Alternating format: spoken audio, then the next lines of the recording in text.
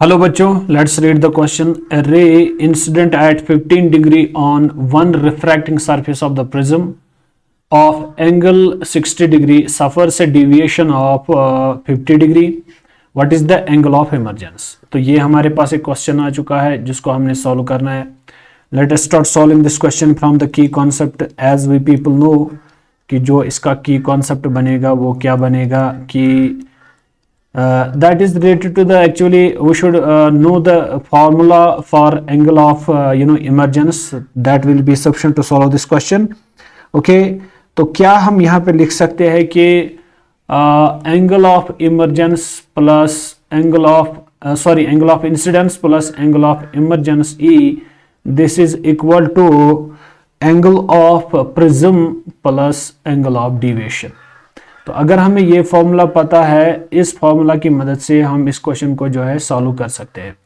चलिए देखते हैं कि असल में ये फॉर्मूला मतलब इसमें जो फिजिकल पैरामीटर यूज हुआ है तो वो कहाँ पे लाई करता है. लेट अस सपोज ये हमारे पास एक प्रिज्म पड़ा है, तो इस प्रिज्म का जो है एंगल जो होता है जिसको मैं एंगल ऑफ प्रिज्म बोलता हूँ, दैट इज द जहां पे टू रिफ्रैक्टिंग सरफेस जो है आपस में इंक्लाइन होते हैं, आपस में टच करते हैं, उसको मैं एंगल ऑफ प्रिज्म नाम देता हूं. तो ये मेरा एंगल ऑफ प्रिज्म ए बनेगा बिकॉज यहाँ पे दो रिफ्रैक्टिंग सरफेसेस आपस में मीट करते हैं. ओके, तो ये चूंकि ये जो सारी फॉर्मूला है इसको हम प्रिज्म फार्मूला बोलते हैं, इसको हम प्रिज्म फार्मूला बोलते हैं, इसको हम प्रिज्म फार्मूला बोलते हैं. तो इसको मैं लिख सकता हूं यहाँ पे, this is the prism formula. Okay, prism formula.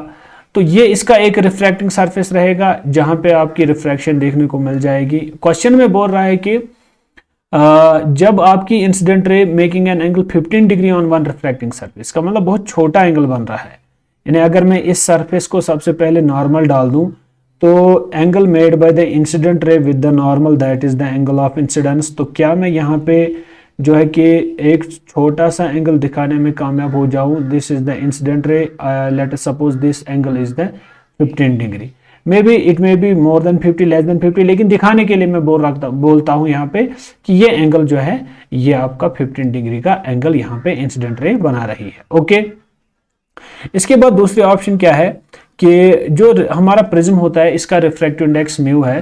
तो यहाँ से आपका रेयरर मीडियम है. आपको पता है कि जब भी रे ऑफ लाइट पास करेगी from rarer medium to denser medium, चूंकि इसके अंदर ये चीज है, ये डेंसर होता है prism, it will bend towards the normal, it will try to bend towards the normal. इसको मैं ऐसे दिखाने की कोशिश करता हूं. लेकिन जो ओरिजिनल इंसिडेंट रे है, असल में जो हमारी इंसिडेंट रे थी वो कहां से जाएगी, that is original incident ray ये होगी अगर हम विदाउट द डेविएशन की बात करेंगे.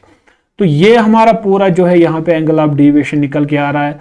लेकिन जब अब हमारी जो रिफ्रैक्टेड रे है स्ट्राइक करेगी other surface of the prism को, चूंकि अब ये जा रही है denser to rarer and it bends away from the normal. लेकिन एक चीज यहाँ पे समझना है, पहले हमें इस रिफ्रैक्टिव सरफेस को जो है नॉर्मल डालना है. तो नॉर्मल इसका किस तरह पड़ेगा, that is normal is always perpendicular to the surface. तो वो नॉर्मल ये रहेगा and this reflected ray is bending away from the normal now because this ray is coming from denser to rarer. तो ये हमारा कौन सा एंगल बनेगा यहाँ पे, ये हमारा एंगल ऑफ इमर्जेंस बनेगा. तो फॉर दिस प्रिज्म हम यहाँ पे यूज करते हैं prism formula which is equal to angle of incidence plus angle of emergence is equal to angle of prism plus angle of deviation. You have to find this unknown. तो मेरे ख्याल से वो अब अननोन आपका आ चुका होगा. Angle of emergence is equal to angle of prism, that is given in the question. How much angle of prism is given as 60 degree. Okay, angle of deviation जो है that is 55 degree. Okay, angle of incidence that is 15 degree. आइए इसको solve करते हैं. तो यहाँ पे क्या बनेगा, आप सिंपली अगर मैं देखूं कि 55 minus 15 this is 40 degree. 40 plus 60 जो है आपका 100 डिग्री के बराबर आपका आ जाएगा. क्या 100 डिग्री आपका एंगल ऑफ इमर्जेंस निकल के आ गया.